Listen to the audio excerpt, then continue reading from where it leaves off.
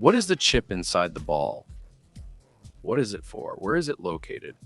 How does it work? A few days ago, we completely took apart the official World Cup ball, the one that's actually used on the field, and there was absolutely nothing inside. There was no chip, but the ball that goes onto the field in the World Cup does have a chip. It's a special ball that's not sold because that chip only works if there's already infrastructure in the stadium prepared for it. But here on Ibert Answers, you know the full answer will come at the end because there's a lot of interesting stuff in this special video where I picked only the questions related to soccer. But hold on, I know there are some people out there saying, but Ibert, I don't like soccer.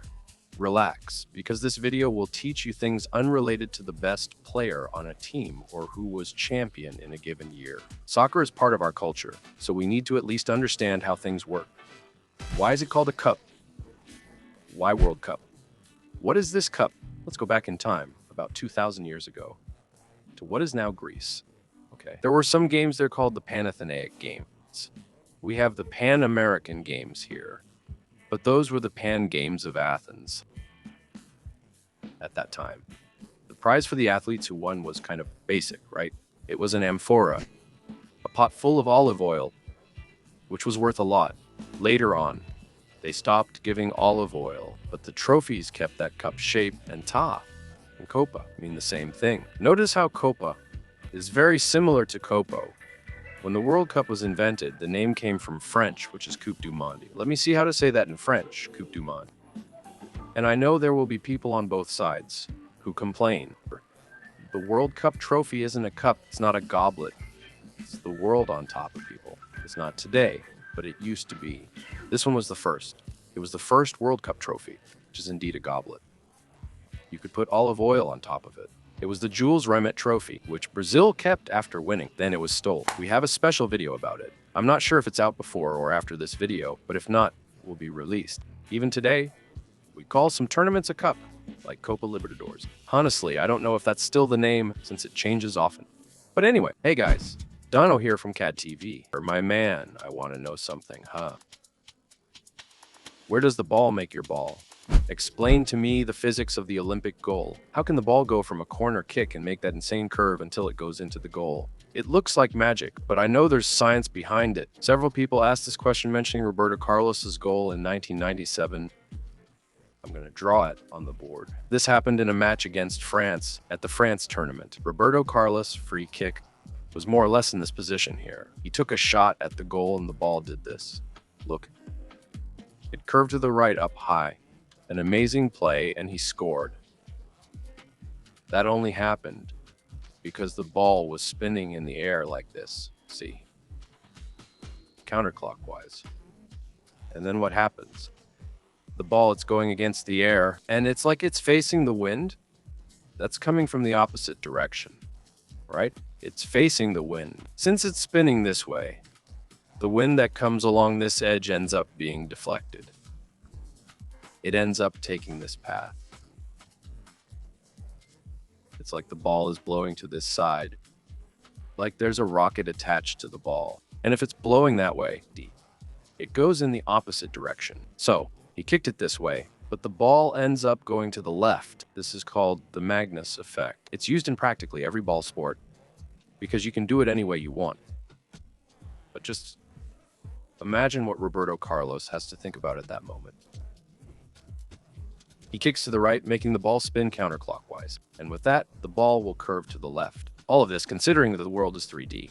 Okay? The ball isn't stuck to the ground here. It went over and then came down as well, because this effect doesn't just happen horizontally. It happens from top to bottom, from bottom to top. The ball can go up and down quickly, for example. Being able to put this spin on the ball, kicking it the right way so it makes this movement and goes into the goal is practically an art. Let's think about the Olympic goal.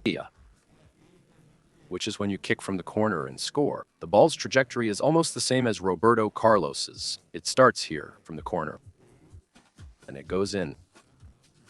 Same thing. The ball has to be spinning in this direction. The wind comes from this way and ends up blowing to this side. And with that, the ball goes over there. Jansen is asking an important question here, which is this wind that I'm drawing. Is it the wind that's blowing in the stadium on that day? Or is it the wind that the ball feels because it's moving? It's the wind that the ball feels. It's because it's at high speed. It's just like when you're in a car, you feel the wind hitting your face because the air is still, but you're moving. In this case, the ball is moving, and it feels as if the air is coming toward it.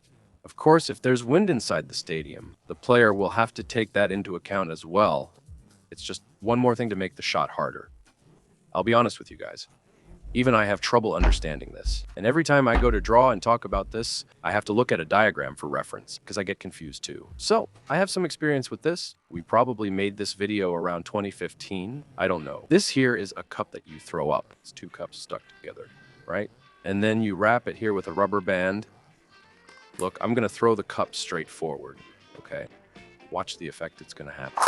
I mean, yeah. That wasn't exactly what I was thinking. We're gonna have to do it outside. I throw the glass forward, straight ahead. But because of that effect, since spinning backward, it tends to go up. I'm gonna try a curling shot now. I'll throw the glass forward, aiming for it to swerve left since it's spinning counterclockwise, just like Roberto Carlos's shot. Now the other way around. Same effect as the ball, but with a plastic cup. If you want to learn, here's the video link. Check out this interesting question that just came in. I didn't know about it, so I had to look it up. On June 22, 1974, Germany was divided into two during the World Cup. West Germany and East Germany. And in that same World Cup, West Germany played against itself, against East Germany.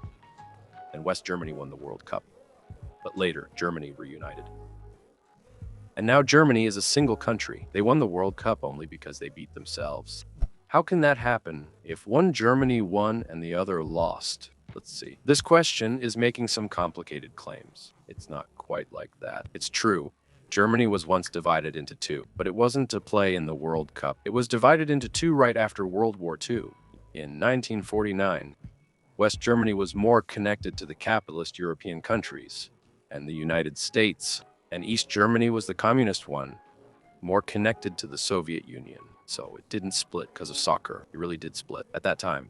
They were two different countries. It's just like how we see North Korea and South Korea today. It used to be just one country before. Both countries have the same language, the same culture, but they split. Maybe one day they'll reunite, like what happened with Germany. But what happened in the World Cup? West Germany was really good at soccer. East Germany, not so much. They only participated in the World Cup once, in 1974. That World Cup actually took place in the other Germany, in West Germany, and then it happened that both Germanys faced each other in the World Cup. West Germany was the favorite. Everyone thought they were going to win. It was obvious, but that's not what happened. It was a very important match, because some people saw it as a match between communism and capitalism, and so on. And East Germany won 1-0. Both countries advanced in the World Cup, but East Germany was eliminated. And the one who won the World Cup that year was West Germany. So, going back to your question, which I thought was really cool, what's wrong with it is that the countries didn't split. Because of the World Cup, they were already divided, and West Germany won the World Cup, even after losing to East Germany. I mean, they weren't helped by Germany itself. They were actually hindered by Germany itself. But anyway, this question raises an important issue, which is, what do we do with the titles? When two countries split or merge, the two Germanys, for example, reunited in 1990, and we consider that the titles of West Germany belong to Germany as a whole. And today, it's a country that's close to matching Brazil's 5 titles. What is offside? And why does this rule exist? What is offside? And why is it important? And my biggest question. When and why was the offside rule created? The offside rule is very old. From what I've researched, it was created in 1863, and its purpose is to prevent a bunch of attacking players from just waiting for the ball in the opponent's penalty area. The game would be kind of boring. Like, half the team would just be hanging out in the box near the goal, and the other half would be trying to get the ball to them. Let's clarify this on the board, okay? Offside means that the attacker is basically in an unfair position. He's too far ahead. The rule says that 3 things have to happen for him to be offside. First, he has to be in the opponent's half. In this case, he is. He has to be past the second to last player. So this one is the goalkeeper, which is almost always the goalkeeper. The second to last is the defender who is closest to the goal. In this case, it's this one. So he's ahead of the second to last player, and he has to be in front of the ball line at the moment of the pass. What is the ball line? It's a line that we draw here. Look, this is the ball. So the ball line is here. He's way past the ball line. Of course, this causes a lot of controversy. Because of these lines here, the ball line, and the line of the second to last defender are always very hard to see. In practice, like in real life, the linesman who's here, he doesn't have a magical view. He can't see all the horizontal lines on the field. It's hard to see. This can also happen with this player. He's right here like this, look, but just a millimeter ahead of the last defender's line. And there are a series of sub-rules there, for example. Same play. But this time we have another forward here. And this teammate passes the ball here. Is this one offside or not? He's not. Because he's not participating in the play. Another thing that can happen is a defensive tactic that, when I was a kid, was called the offside trap. Let's take this player out now, okay? There are only these two left. The pass hasn't happened yet. The ball is at this one's feet. When this defender realizes that this guy is going to pass the ball, he moves a little forward and ends up putting the opponent in an offside position. And then when this one kicks, it won't work. He'll be offside. Of course, it's a risky play, because if the defender is coming this way and this one shoots before it's offside, it was terrible for him to move up to attack. He should have stayed further back in defense. Anyway, that's my opinion. Offside is important for soccer. Otherwise, there would be a bunch of people just waiting for the ball here, but it ends up being controversial. First, because it's hard to see, and second, because it ends up disallowing some really great plays. And you wanted it to be a goal, but it wasn't because there was a big two ahead of the defender who sent Sal Bernardo off the field. It was the referee from outside. Jansen behind the camera can't stop laughing back there. Send more jokes to Ibra respond, because I miss jokes, guys. It's good to have a breather in the middle of the questions. Why is there a half circle in the penalty area if it doesn't serve any purpose? Guys. Não serve pra nada. Every line in soccer has a purpose. Let's quickly understand this. In this bigger rectangle, which is the penalty area, if a fall by the defense against an attacker happens, a penalty is given. The ball will be placed on the penalty spot, and only the person who is going to take the penalty can stay inside this area, this half circle here, which is called, already forgot its name, the arc, which is where the question came from. So yes, it does have a function, which is to prevent a bunch of players from crowding around the person taking the penalty. Do you know if inhabitants of other planets enjoy soccer like we do? Hugs, keep watching Manual do Mundo. Look, yes. Recently, NASA conducted a study among 139 exoplanets, which are these outer planets, and found that in 112 of them, soccer is played, but in different ways. There are some places where the extraterrestrials are stronger. They play with cobblestones. In the more technological places, they usually play with a disc, and on the more backward planets, so where people fight a lot, just like here, it's usually with a ball, because the ball is inspired by the stars, by the planet itself, the moon, etc. If there's a World Cup, forget it. It's on KZTV. Many people asked why. With so many sports in our country, soccer became the most popular and beloved sport among Brazilians. What made Brazil historically so good at soccer, and not at other sports, for example? Hey everyone, this is Amanda Viana, commentator at Caceta KZV. And Brazilians love soccer so much because soccer is passion, it's joy. Soccer makes us want to be with other people. When soccer arrived in Brazil, back at the end of the 1800s, beginning of the 1900s, it was a sport brought by England. So it was a sport for immigrants, kind of an elite thing. You played soccer as a club member, something like that. But think with me, what sport can you actually play? Anywhere. It can be on the street. It can be in a field. It can be on a dirt pitch. In what sport? What structure do you need to make a goal? There it's just two rocks, two flip-flops, and you can make the ball out of crumpled paper and wrap it with tape. You can play barefoot.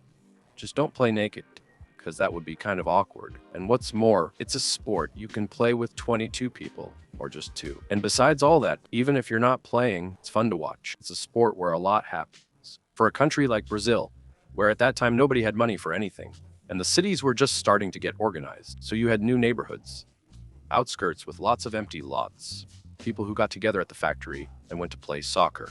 Soccer took off in the country. Everyone wanted to play because it was an extremely simple, fun sport that included everyone. An extremely democratic sport. But yes, Brazil has a special history in all of this because we started to be good at soccer right from the beginning. Just so you have an idea, in the third World Cup in 1938, Brazil already took third place. And not only that, the top scorer of the cup was a Brazilian named Leonidas da Silva. He scored 7 goals in that World Cup and became very famous and idol. And I forgot to mention one of the most important things in Leonidas' career. He was the guy who invented the bicycle kick. Not the bicycle we ride. The bicycle kick in soccer, scoring a goal with a bicycle kick. He was called the Black Diamond. And no, the name of the chocolate is not a coincidence. That chocolate was actually named after him at the time as a tribute, and he made some money from it. Still, in that time, in the 1930s, soccer became a profession. People started dedicating themselves only to soccer, making money from soccer, and more. And more than that, the government at the time, Getulio Vargas, chose soccer to say it was something Brazil was good at, kind of to say it was something we could be proud of. Look at how important it was becoming. But it doesn't stop there. At the moment when you had national idols like Leonidas, guys who were really good at soccer, who shined for the whole world. The whole world was watching that, and these guys started making money. They weren't rich before. They were boys who were poor and were starting to get rich because of soccer. Imagine how that caught the kids' attention. Soccer was practically one of the only ways that many boys had to get rich and become famous. And I'm still talking about the 1930s, almost 100 years ago. For things to really take off, the World Cup came to Brazil in 1950. So Brazil hosted the World Cup, built the Maracanã, which at the time was the biggest stadium on the planet. And they even made it to the final, where they played the match with the biggest crowd in history. 200,000 people. Well, you know the story. We lost to Uruguay 2-1 there in Rio de Janeiro. This episode became known as the Maracanazo. At the same time, it made us like soccer even more, to the point that we won the 1958 World Cup 8 years later. And from then on, the story is pretty similar to today. Brazil kept winning several titles. Good soccer players from big teams become idols all over the world. Children see in these idols a way to get rich, to become famous. And all the media, radio, television, newspapers, see soccer as a very interesting way to get exposure, to sell, to broadcast, and so on. It's important to note this isn't unique to Brazil. Brazil is a soccer powerhouse and the only country to win 5 World Cups. But people are also passionate about soccer in Uruguay, Argentina, Germany, France, and pretty much all those other countries that have also won World Cups. It's not a passion exclusive to Brazilians. It's a passion shared by almost all of South America and Europe, and by several other countries as well. And it's really cool that Brazil is the country that kind of leads this whole movement. The country with the most World Cup victories. What do referees write on the back of their cards? And how loud is their whistle in decibels? And how does a player who's far from him, even with all the crowd noise, manage to hear the whistle? Well, let's start from the beginning, right? A lot of questions, but they're all good ones. What does the referee write on the back of the card? He writes down the player's number and the time when the card was given. If it's a red card, he writes it on the red one, yellow on the yellow one. And the reason for the card, it's important for him to write it down because he won't remember everything at the end, especially because the referee makes the match report, right? He writes that report saying everything that happened in the game. Say there were 5 different cards. He also has to write down goals and everything else. I got some pictures of the cards being sold. You can see on the back, there's a little table there for the referee to write all that down. He'll probably use some abbreviations, okay? He'll write it in a very summarized way, because you can't keep writing in the middle of the match about the whistle. It's really loud. Bizarrely loud, it ranges between 113 and 127 decibels. A decibel is a measure of sound volume, and that's louder than a chainsaw or a car horn, just so you have an idea. So, how does it not get confused with the voices in the stadium? It doesn't get confused because voices are much lower than the whistle. So the whistle is extremely high-pitched, and it also makes a sound that nothing else, except another whistle, could be confused with. No one will think someone is shouting.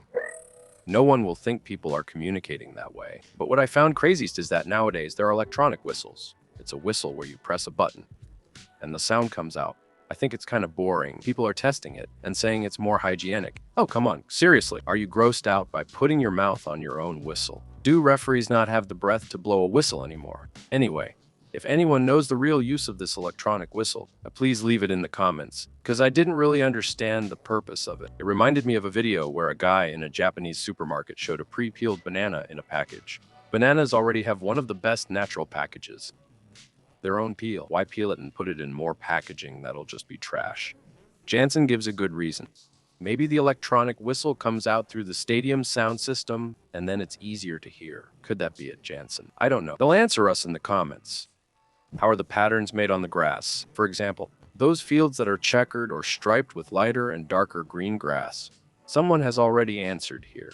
They call the aliens to fly their spaceship over the grass to make that difference in color shade. Must be the same aliens who play soccer on other planets, right? I've already answered this question in another video, but let's go. Those checkered stripes, they're for aesthetics, to look nice. Kind of like a haircut, to make it look well-groomed. There's an advantage. It makes it easier for the linesmen and for the fans to understand when there's an offside or not. But that's not the main reason. They create this effect with the machine that cuts the grass. So if you kind of cut the grass in one direction, then cut it in the opposite direction. When you look at the grass, it will look different, okay? It'll be kind of brushed to one side, brushed to the other, and that's what creates that difference. I've always wanted to know about the terminology. Why is it called goal kick, penalty, offside, goal? Just like soccer. Almost everything comes from English. The word football comes from the English word football. Foot and ball? That one was easy, right? Goal comes from the English word goal. In the beginning, in the English language, it was a finish line, usually in a horse race. But it's been about 500 years since this word has been used as the place where you have to put the ball, the place where the ball has to go. And maybe even because of the sport, we use goal in English when we want to talk about objectives. What's your goal, you say? What is your goal? The term tiro de meta comes from goal kick. Tiro came from the kick and meta from goal. The word penalty comes from penalty, which is a punishment. It's a penalty. But the word that surprised me, that I learned while researching this video, is dribble, which comes from the English word dribble, which means to drip, to trickle. Because the dribble is done with short touches, with little taps on the ball, as if it were dripping there. An Iber. How much does the ball need to go out to be considered out of bounds? I had this question too. Let's draw it. For you to consider that a ball is out, or that it went into the goal, it has to go completely over this line. This means that even if the ball is in the air, you have to draw a line here on the ball, and this line has to be outside of this other one. Thinking of it another way. The shadow of the ball. If light shines straight down, the shadow would have to move completely off the white line. This rule is tricky, especially if the ball is heading into the goal, and the shadow of the ball is almost at the end of the white line, but the goalkeeper manages to push it out. It wasn't a goal. My question is, how are the players' numbers chosen? Do they have any meaning? Like, is a certain number always for a defender? Or does it refer to some story? Well, first of all, the numbers are there to make the referee's job easier. There's no way he can memorize all the players' names. He can't keep checking if one looks like another. When he calls a foul, he might confuse Joao with Jose. And in the beginning, the rule was strict. There were 11 players, and the numbers had to go from 1 to 11. And it started with the goalkeeper. He was number 1. Then the numbers went forward until they reached the front number 11. Nowadays, things have changed a lot. There's no such requirement anymore. You can give any number to any player you want. But there's a lot of tradition in these numbers. For example, the number 10 jersey is always for the star player, like Pelé, Messi, Maradona, Marta. The number 1 jersey almost always goes to the starting goalkeeper. Number 9 is for the center forward, like Ronaldo Fenomeno, and so on. Some clubs have a tradition of retiring a jersey number. So if Ronaldo Fenomeno played in that position, number 9, no one will ever be able to play with the number 9 on that team again. But in Brazil, as far as I could find out, only at Sao Paulo, the 0-1 was reserved for Rogério Ceni in history, because he used to put a 0-1 and all that. You can have a goalkeeper with number 1, but never again the 0-1. When we went to review the video, we found out that there's another jersey, another number from a Brazilian team. That was retired. That's the number 88 from Hawaii. That number belonged to Kleber Santana. He was a player who died in the Chapecoense accident. Maybe some people will mention other cases of jersey retirement in the comments. But from what we've seen, these are the only 2 that are actually valid in Brazil today. 0-1 from Sao Paulo and 88 from Hawaii. Can you use math to figure out which team will be the champion? If you could use math, there wouldn't be a need for the cup. We could just look at the statistics from the last games, do some analysis, and we'd have the champion. What's cool about soccer is exactly this unpredictable part. Nobody would have imagined that East Germany would beat West Germany. Nobody would have imagined that a team playing at home and all would lose 7-1. So any stomachach, a player tying his shoelaces in the middle of the game, can decide the match. If it's an own goal, is it counted in the athlete's career goal tally? That's the kind of question that at first seems silly. But it's not that simple. It can't count as a career goal for the athlete. Otherwise, someone like Pelé, for example, would get there. He was on 999 goals, just one away from his 1,000th. He could just kick it backwards and score his 1,000th. But the question is, what exactly is an own goal? It's not that simple. Here, once again, we have the red team attacking the green team.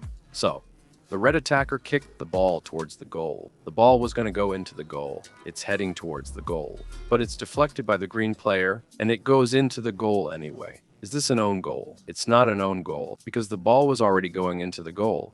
Another situation, the attacking player kicks the ball. It was going out, it was going to miss, but it hits the defender. And it goes into the goal. Is it an own goal? Now it is, because if it weren't for the defender, it wouldn't have been a goal. It was only a goal because of him. Of course, this rule is kind of controversial, because even when it's going towards the goal, the ball is deflected by the defense. It really messes up the goalkeeper. He was expecting the ball in one direction, and it went in the other. So even though it's not an own goal, the defense really got in the way. But what I find most interesting is that this rule also applies to the offense.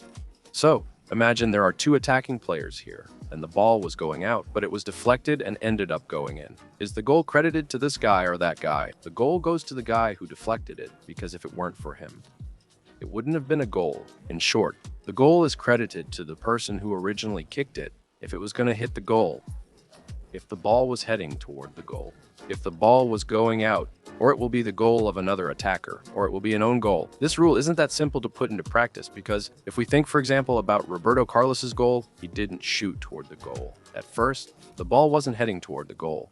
So, if it had hit someone from the defense, it probably would have been considered an own goal. It's hard to predict a ball with spin like he did.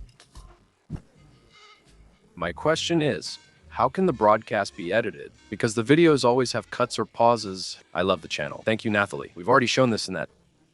Let's see how a soccer stadium works, okay? What happens during the broadcast? Let's suppose there are 10 cameras on the field. There's a person who receives the images from those 10 cameras. He might have 10 televisions, or maybe a really big monitor with the 10 images there held. And he has some buttons where he chooses which of these images he wants to be the main image.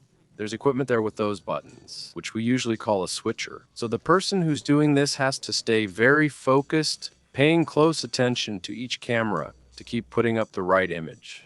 Usually there's also communication. He's got a microphone talking to all the cameras at the same time, to everyone operating the cameras.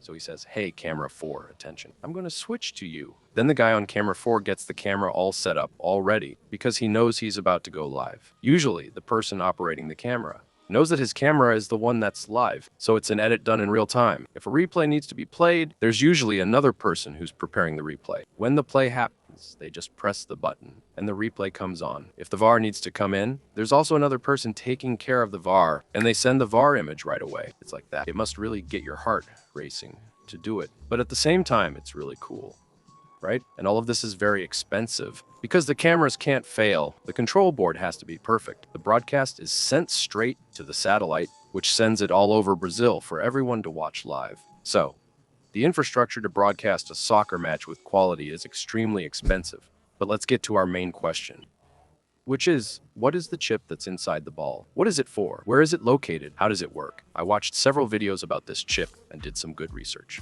This here is the ball that we cut open. It has a layer of rubber inside, which keeps the air from escaping.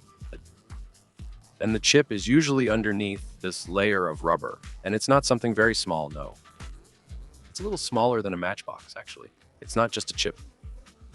It's a whole little system in there, kind of like a mini cell phone. And the first question that came to my mind is, if you have a chip that looks like this valve here, but it's in another spot on the ball, won't the ball be unbalanced when it falls to that side? That should happen. But when the ball is made, they already add a counterweight, putting a little more weight on the other side. They put it in a wind tunnel to test it. and everything, so the ball doesn't get unbalanced. The idea is that you can't even tell where the chip is, that it's pretty much impossible to know where the chip is inside the ball. This device has two very important functions. First, it's a motion sensor. Look how interesting this is. Any cell phone has the same sensors, okay? If I rotate the phone like this, I get a red graph there, ELD, which shows that I made this movement. If I rotate the phone like this, the graph turns green. If I rotate the phone like this, the graph turns blue. I know exactly what's happening with the phone. But not only that, I can change it here. And also switch to the accelerometer. And then, look how interesting this is. It's recording all the movements, just like that equipment that measures earthquakes. If I tap my finger here, you can see it. It marks it on the graph. I'm just giving a tiny tap with my index finger, and the chip inside the ball already detects it. So it'll pick up the slightest touch on the ball. If someone touches it with their hand or foot, if it touches the ball, the equipment detects it instantly.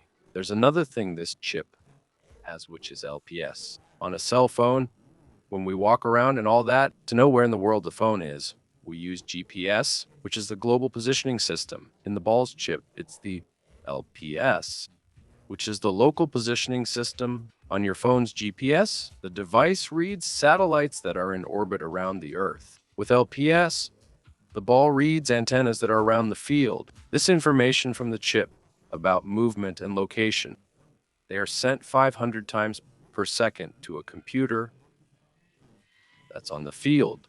This means you know exactly where on the field the ball is. So look how interesting this is. You know if someone touched the ball and the exact spot on the field where the ball is. And besides that, now we also have some cameras that are around the field.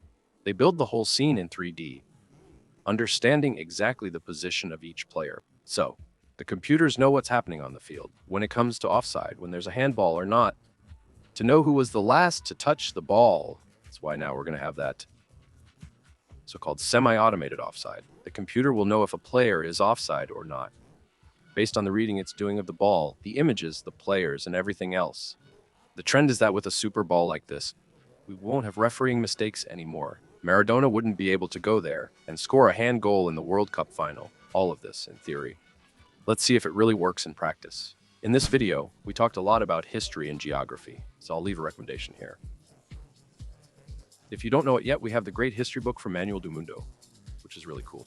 It's part of that collection of great books. And there's also the Atlas from Manuel do Mundo, which is a super modern and very well illustrated atlas. I'm leaving the link here in the YouTube video for these videos, but it's also in the description. That's it.